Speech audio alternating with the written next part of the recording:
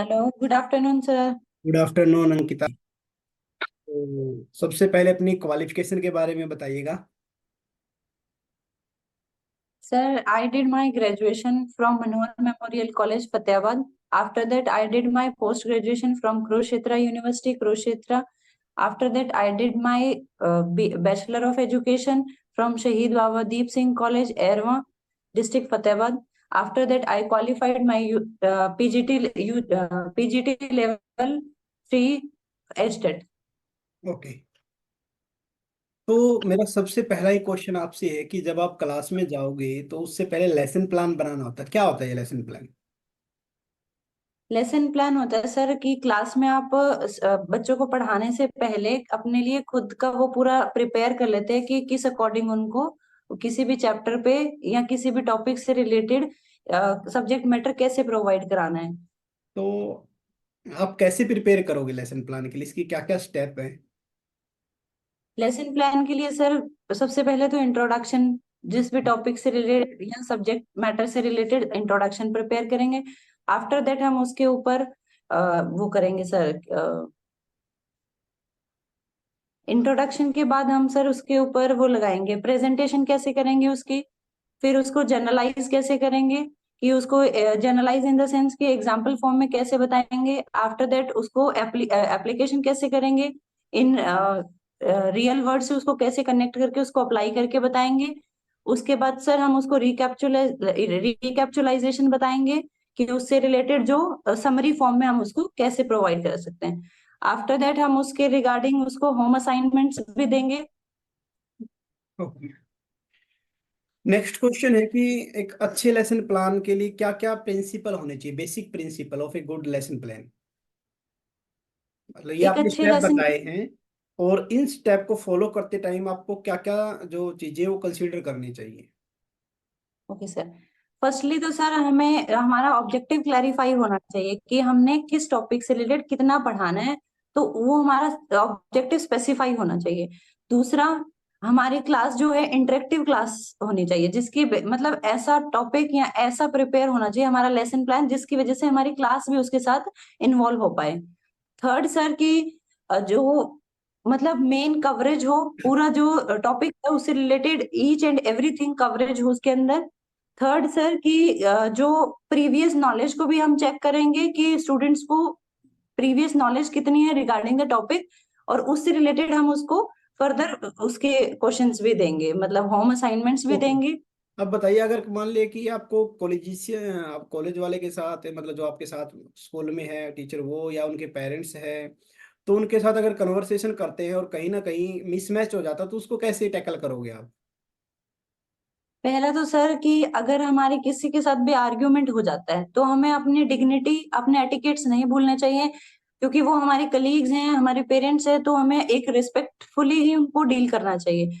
Secondly sir हमें अपना opinion रखना चाहिए उनके, और हमारे ओपिनियन को जस्टिफाई करके जो हमारा म्यूचुअल, कोई भी हमारा म्यूचुअल जिस पे हम आ पाए ऐसे डिसीजन लेना चाहिए। ओके। और वो जो भी हमारे कॉन्वर्सेशन हो वो डिबेट तक तो बिल्कुल भी ना जाए। हाँ, ये अच्छा पॉइंट बोला आपने। बैंक रिकॉन्सिलेशन स्टेटमेंट क्या होता है? बैंक रिकंसिलिएशन स्टेटमेंट सर, जब हम हमारे एक बैंक हमारे लिए प्रिपेयर करता है पासबुक, और हम हमारे लिए कैश बुक प्रिपेयर करते हैं। जो इन दोनों में डिफरेंस आ जाता है sometimes due to many factors. कुछ चीजें ऐसी होती है कि बैंक पहले ऐड ऑन कर देता है या क्रेडिट कर देता है, डेबिट कर देता है। वो चीजें हमारे अवेयर में नहीं होती, तो हम उन सबको इन सबको रिकंसाइल करने के लिए बैंक रिकंसिलिएशन स्टेटमेंट बनाते हैं। ओके। बैंक ओवरड्राफ्ट क्या होता है और ये किसको मिलता है? बैंक ओवरड्राफ्ट सर हमें जो बिजनेसमैन के करंट अकाउंट होल्डर को मिलता है मेनली। बैंक में हमारे दो अकाउंट, एक सेविंग अकाउंट, एक करंट अकाउंट। सेविंग अकाउंट तो हम हर इंडिविजुअल का होता है, लेकिन जो करंट अकाउंट होता है बिजनेसमैन ओपन करवाते हैं बैंक में। तो बैंक उनको फैसिलिटी प्रोवाइड करता है कि उनका जितना भी मिनिमम बैलेंस है उसके ऊपर वो उनको कुछ अवेलेबल अमाउंट प्रोवाइड करता है कि वो कुछ ज्यादा अमाउंट निकाल सकते हैं उसकी। अच्छा, ये बताइए कि करंट अकाउंट पे क्या बैंक इंटरेस्ट देता है? करंट अकाउंट पे इंटरेस्ट नहीं देता सर। ओके। अगर मैं बात करता हूं तो बताइएगा, difference occur due to time lag. Time, अगर मैं बैंक रिकॉन्सिलिएशन के ऊपर ही बात कर रहे हैं, तो टाइम लैग के कारण क्या क्या डिफरेंस आ सकता है कैश बुक और पासबुक को लेकर? टाइम लैग के बीच में सर कई बार क्या होता है कि कोई भी जैसे चेक हमने इशू कर दिया, check issued but not presented, मतलब अभी तक हमने इशू कर दिया लेकिन बैंक ने उसको अभी डिडक्ट नहीं किया है, लेकिन हमने हमारी कैश बुक में उसको डिडक्ट कर दिया है, तो भी डिफरेंस आ जाता है हमारी कैश बुक में और पासबुक में। आफ्टर दैट अगर कोई भी अगर हमने कोई भी बैंक चार्जेस हैं, बैंक ने ऑटोमेटिकली चार्जेस डिडक्ट कर लिए, तब भी हमारे पास उसकी नॉलेज नहीं होती तो हम वो डिडक्ट नहीं करते। अच्छा, उसके ये अलावा सर बताइए कोई कि भी कैश बुक में हमें कहीं फेवरेबल बैलेंस क्या होता है अंकिता? कैश बुक में फेवरेबल बैलेंस कब होगा? कैश बुक जो बनाते हैं हम सर एक रियल अकाउंट के फिनोमिना रियल अकाउंट के बेसिस पे बनाते हैं, जिसका हमारा रूल होता है कि what comes in debit what goes out credit.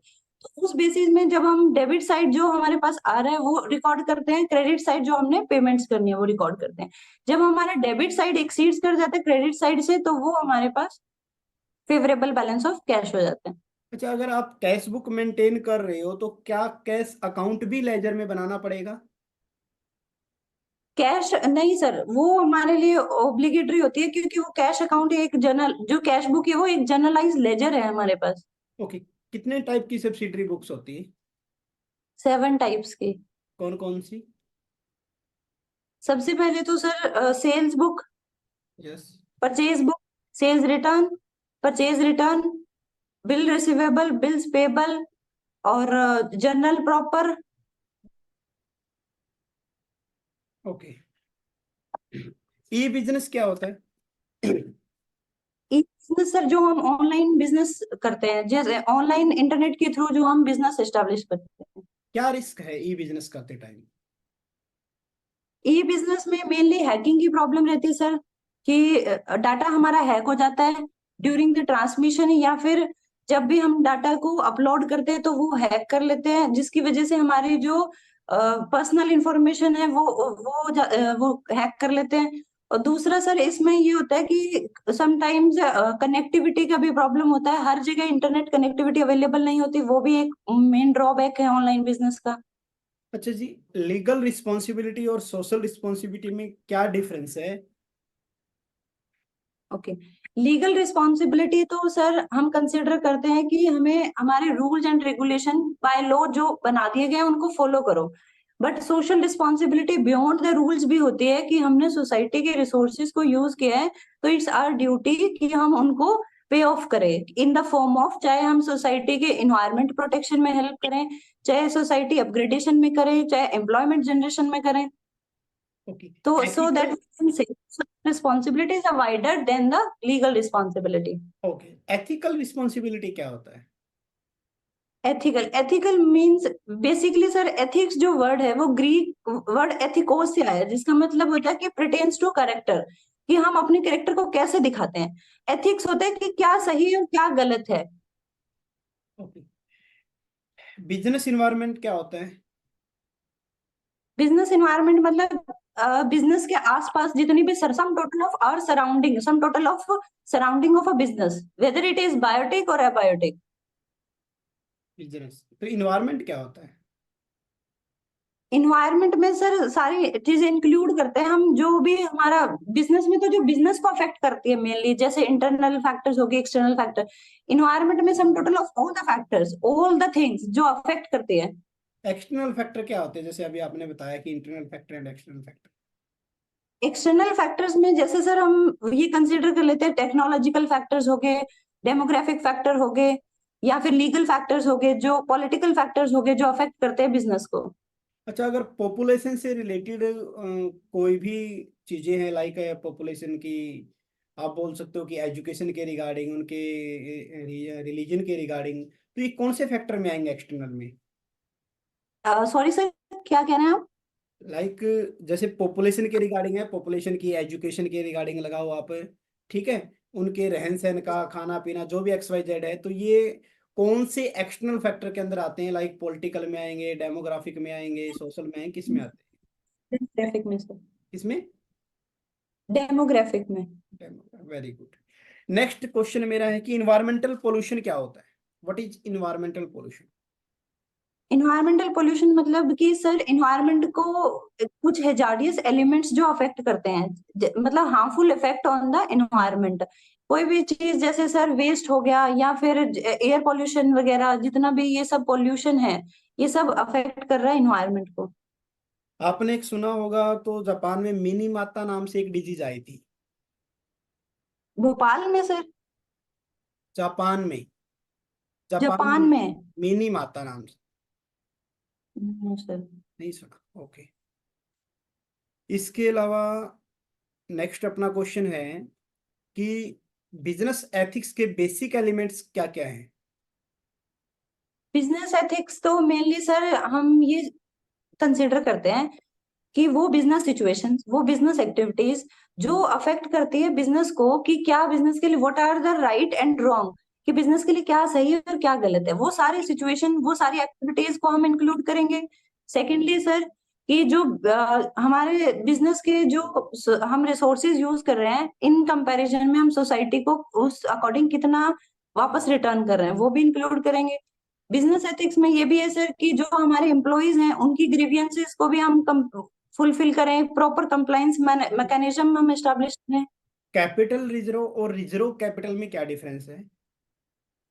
Reserve capital sir, जो हमने कैपिटल का कुछ पार्ट, जो हमने शेयर कैपिटल का कुछ पार्ट एज अ रिजर्व रख लेते हैं, वो हम कॉल करते हैं at the time of winding up.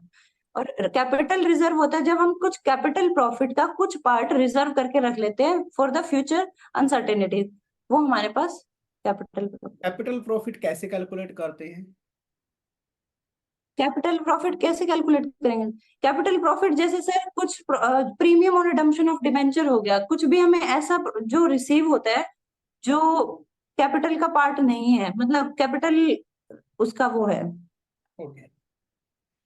इसने बोला कि अगर एक बिजनेस जो है उसका जो इन्वायरमेंट है वो डायनामिक नेचर का है, कंडीशन रेगुलर बेसिस पे चेंज होती है, तो क्या उस सिचुएशन में प्लानिंग करना इफेक्टिव रहेगा या नहीं रहेगा। डायनामिक इन्वायरमेंट में sir yes, dynamic environment. Planning तो सर एवरी सिचुएशन में हमने करनी ही पड़ती है फॉर द अनसर्टेनिटीज। वो हम ऑन द बेसिस ऑफ स्वॉट एनालिसिस करेंगे कि हमारी स्ट्रेंथ क्या है, वीकनेस क्या है, अपॉर्चुनिटीज क्या है, थ्रेट्स क्या है, उसके अकॉर्डिंग हम प्लानिंग करेंगे। ओके। नेक्स्ट क्वेश्चन है कि परपेचुअल डिवेंचर क्या होते हैं। परपेचुअल डिबेंचर सर, जो डिबेंचर जिनकी लाइफ इंडेफिनिट लाइफ होती है, जिनको हम कभी भी through out the winding up of the company हम उसको वो नहीं करते हैं, रिडीम नहीं करते हैं।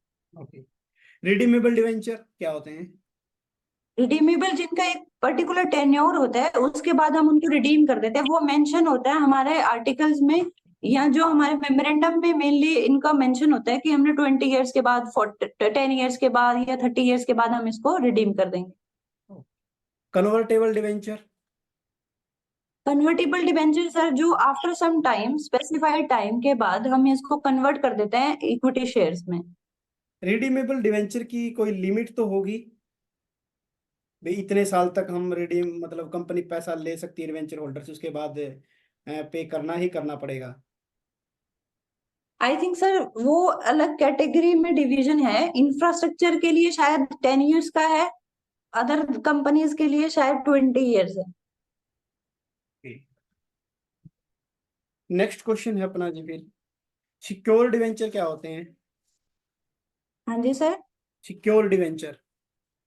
सिक्योर डिबेंचर, सिक्योर जो हमारे किसी भी एसेट पे हम सिक्योर्ड होते हैं सर, मतलब उनके, जब भी हम डिबेंचर्स को इशू करते हैं तो उनके अगेंस्ट हम कोई भी हमारी एसेट को एज अ सिक्योरिटी रख देते हैं। ओके। ऑर्गेनाइजेशन स्ट्रक्चर के टाइप्स बताइएगा।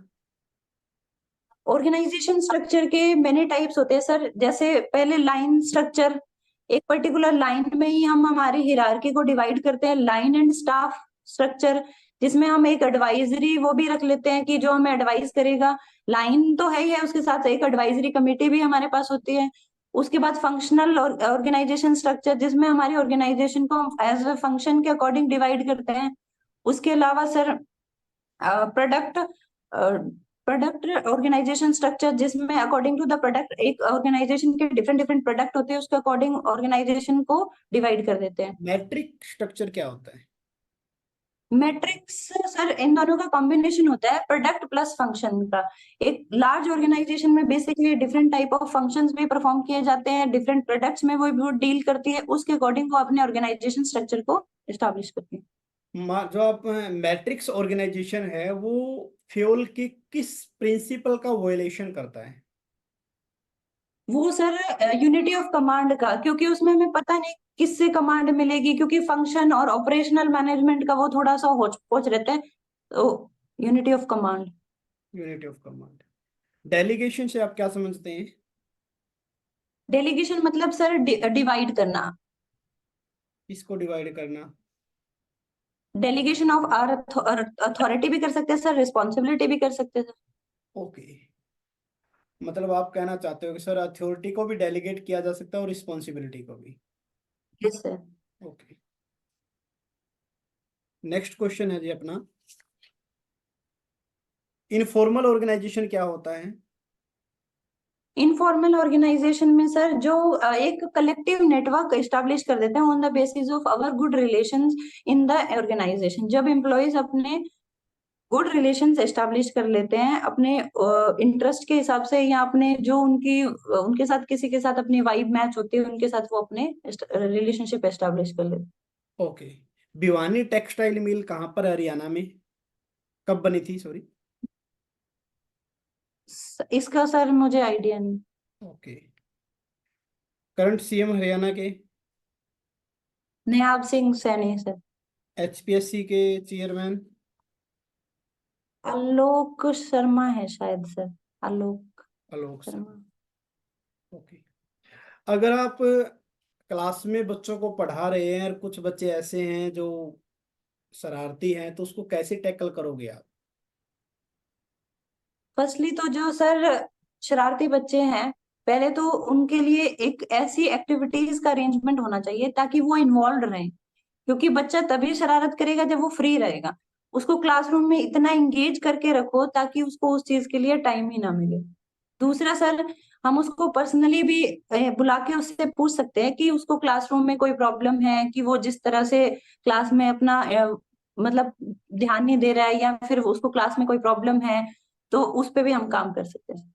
ओके, अगर मान ले कोई मेंटली डिसेबल बच्चा है तो उसको कैसे डील करोगे आप अपने क्लासरूम में?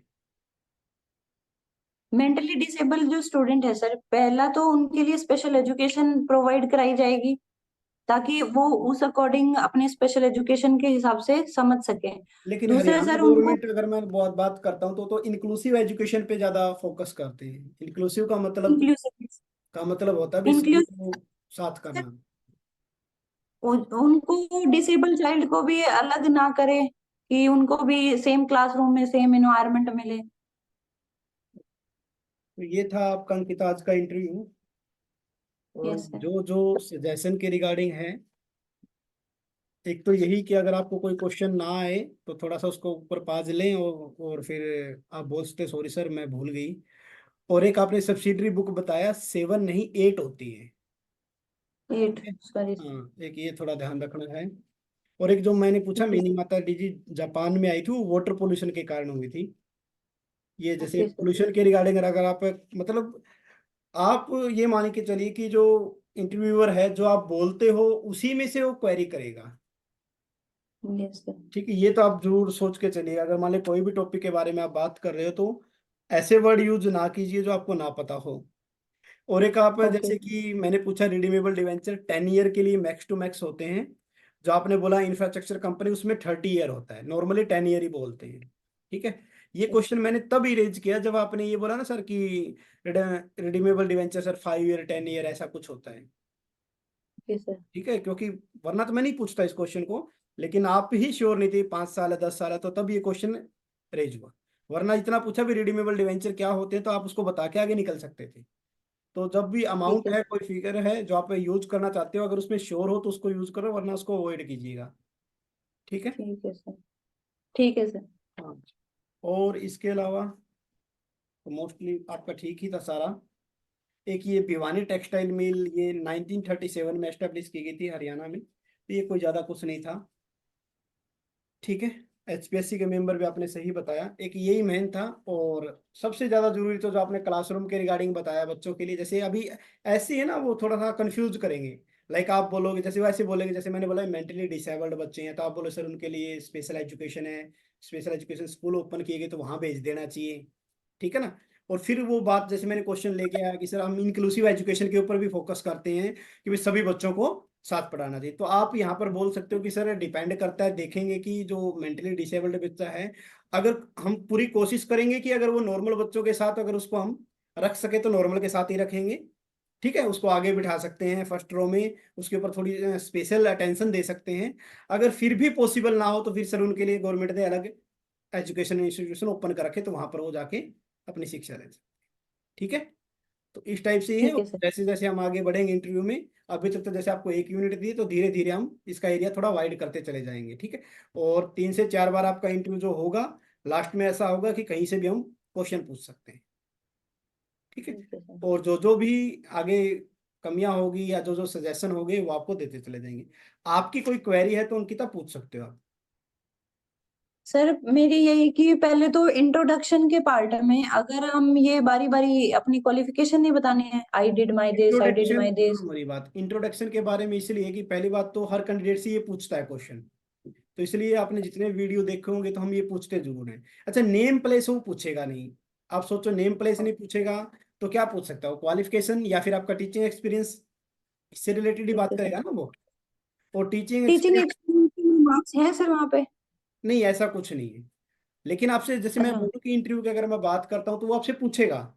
लाइक आपने बोला सर मैंने एजुकेशन के बारे में, आपने क्वालिफिकेशन के बारे में बता दिया, फिर आपने बताया सर मैंने वहां पर टीच किया है। तो टीच किया तो फिर वो क्लासरूम में वहीं से पूछ जाएगा, तो साइकोलॉजी वाले क्वेश्चन है ना अपने, तो वो हम्म। उसी से रिलेट करके वही आपसे पूछेगा। हाँ जी, तो आप कैसे टैकल करोगे, कैसे बच्चों से करोगे, उसके पेरेंट्स से कैसे करोगे, तो या स्पेशल एबिलिटी वाले बच्चों उनसे रिलेटेड क्वेश्चन इरेज कर लेगा। ठीक है। तो वहां से वो साइकोलॉजी का जो पोर्शन है वो आपकी क्वालिफिकेशन से ही उठा लेगा। पहला बात तो ये। दूसरी बात है, कॉमर्स के रिगार्डिंग तो सबको आता भी है, फिर भी हम थोड़ी बहुत तैयारी करें तो बात बन जाएगी। तो मेन तो है क्लासरूम के अंदर जो साइकोलॉजी से रिलेटेड है वो वगैरह क्वेश्चन पूछ सकते हैं। हरियाणा के बारे में ज्यादा कुछ नहीं पूछेगा, ऐसा नहीं कि अपने पास हरियाणा जी के अपने को आनी चाहिए। हम्म। ठीक है। और आगे जो इंटरव्यू कंडक्ट करेंगे जब आपका सेकंड टाइम लेंगे, तो new education policy, old education policy, उनमें क्या कुछ डिफरेंस है, उनके ऊपर भी अपना ध्यान तो सब रहेगा। मैंने कर रखे है सर। हाँ आपने कर रखी है तो वो फिर आगे मैं इंक्लूड करूंगा उसको। ठीक है। तो ठीक है सर। सबसे ज्यादा अपना जो क्रिटिकल पार्ट बनता है वो बनता है ये साइकोलॉजी वाला पोर्शन, सब्जेक्ट। है ना, कि भाई आपको कैसे डील कर। सब्जेक्ट भी कुछ चीजें ना मतलब आती होती हैं पर याद नहीं रहती है मतलब। इसीलिए तो है, जैसे अब आप फर्स्ट टाइम जैसे इंटरव्यू दे रहे हो, 2 4 बार आपका हो जाएगा तो वहां पर बैठोगे तो इतना नहीं लगेगा आपको अजीब सा। क्योंकि बोलते हैं ना, यस सर। जैसे कि अगर आपने कभी नोटिस किया हो कि जब हम कोई ऑब्जेक्टिव का एग्जाम देते हैं तो 2 से 4 दिन पहले हम सिर्फ क्वेश्चन सोल्व करने की ट्राई करते हैं। उससे क्या होता है कि यस सर। अपने माइंड में जो एक सेट हो जाता है कि हमें एमसीक्यू के आंसर देने हैं। तो अगर आपने कभी ट्राई किया तो अच्छी बात है, नहीं किया तो कभी ऐसा करके देखना कि जब भी कोई एमसीक्यू पेपर के लिए आप जाओ, 3 से 4 दिन पहले एमसीक्यू लगाओ सिर्फ। उससे क्या होगा कि आपका माइंड सेट हो जाएगा कि ये आंसर आएगा, तो टाइम आपका बचेगा। तो ऐसे ही इंटरव्यू कंडक्ट करते चले जाएंगे, तो जब आप सामने जाके इंटरव्यूअर के सामने जाके बैठोगे ना, तो आपको यही लगेगा कि मैं जॉब बड़ा को बेसिक सब्सिडरी बुक वाला बड़ा बेसिक सा क्वेश्चन था, ये नहीं है कि हर बार पढ़ते हैं ये इतना, बट नहीं। एकदम वो जब पूछा तो लगा कि हाँ अब मेरे को बताऊँ आपको, और कि आपने ना 8 की 8 सब्सिडरी बुक काउंट करवा दी थी, लेकिन हाँ, नंबर 2 2 4 5 6 7 सर मैंने। कैश बुक नहीं बोला था क्या? हाँ, कैश बुक नहीं बोला था। अच्छा अच्छा, कोई बात मे भी हो गया। तो कहने का मतलब ये कि जो आप नंबर यूज करते हो ना, एक तो जो मैंने आपको देखा है 2 3 क्वेश्चनों में, जो आप नंबर यूज करते हो अगर वो श्योर हो तो उसका नाम लो, नहीं है, जैसे उसने बोला कितनी सब्सिडरी बुक्स होती है, तो आप है ना इस क्वेश्चन को ऐसे टैकल कर सकते हो कि सर एक होती है परचेज बुक, सेल बुक, से रिटर्न बुक, ऐसे इस क्वेश्चन को आप थोड़ा मॉडिफाई कर सकते हैं। ठीक है। ठीक है सर। और जैसे जैसे इंटरव्यू देते जाएंगे तब आगे पता चलता जाएगा। तो आज के लिए इतना ही। ठीक ठीक है sir, thank you so much sir. है, थैंक यू।